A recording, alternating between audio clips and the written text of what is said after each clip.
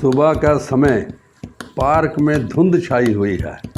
कुछ लोग योग कर रहे हैं, कुछ लोग देश बचा रहे हैं और कुछ लोग सिर्फ दूसरों की बातें सुनने के लिए आए हैं। एक बेंच पर बैठे हैं हमारी सोसाइटी के स्थायी चिंतक भोला राम जी।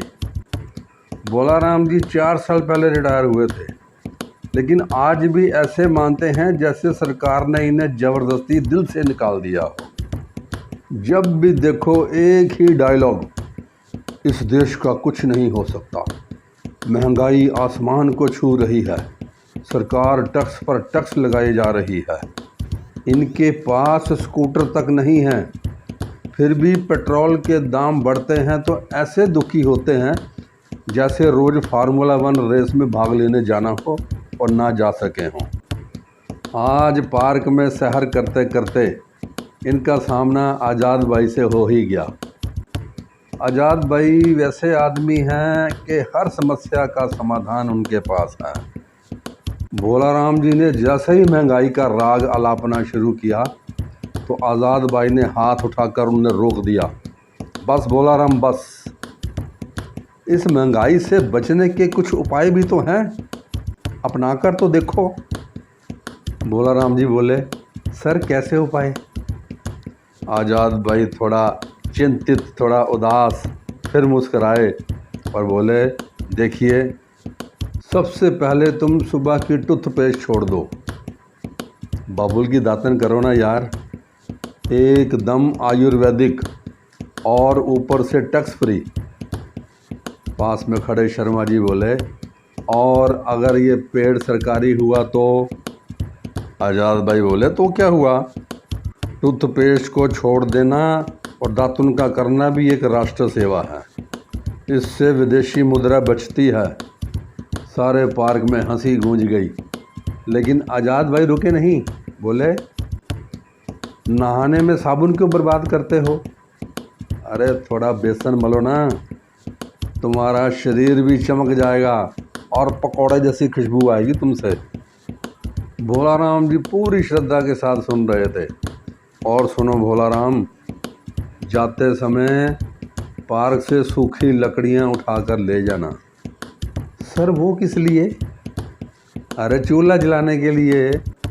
गैस सिलेंडर देखकर तो आजकल आदमी ऐसे डरता है जैसे वो सिलेंडर नहीं, पूरी शादी का खर्चा हो। तब आसपास में बैठे और बुजुर्ग भी कान लगाकर सुनने लगे और आज़ाद भाई ने अगला बम फोड़ा। भोला राम, अगर कभी बाहर जाने का मन करे, कुछ खाने का मन करे तो सीधे गुरुद्वारे चले जाना, डट कर लंगर छको और सुनो, वापसी में 4 बर्तन भी मांझ कर आना, कुछ सेवा भी हो जाएगी। भोला राम बोला, सर वाह क्या आइडिया दिया है आपने। और सुनो, तुम बिना सिलाई वाले मोटे सूत के कपड़े पहना करो।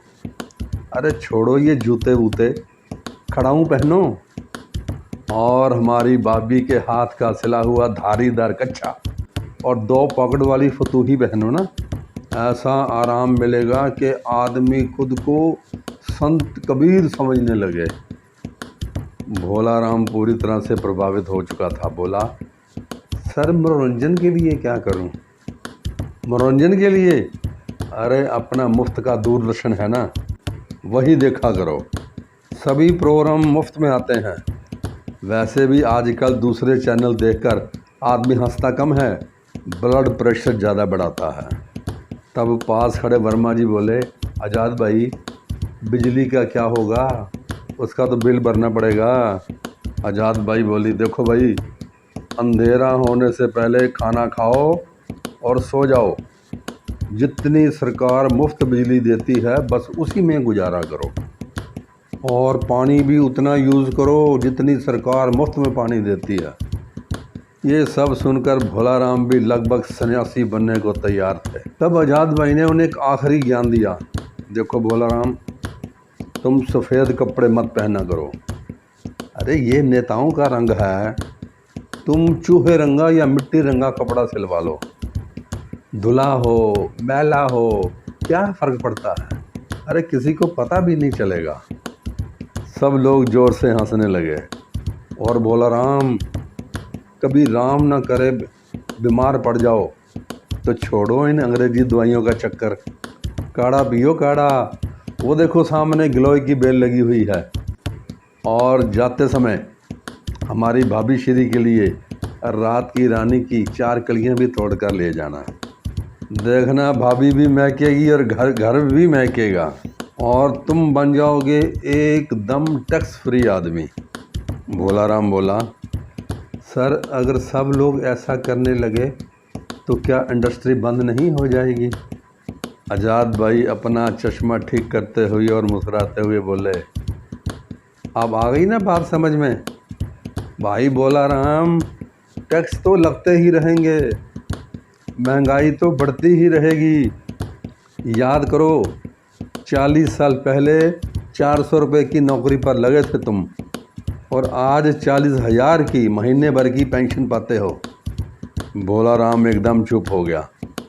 चलो अभी चलते हैं, रामलाल टी स्टॉल पर एक कप चाय पीकर चलते हैं। रामलाल ने बुजुर्ग मंडली को गरम गरम चाय तो बनाकर पेश की और चुपके से बोर्ड पर लिख दिया, 1 कप चाय आज से 20 रुपये।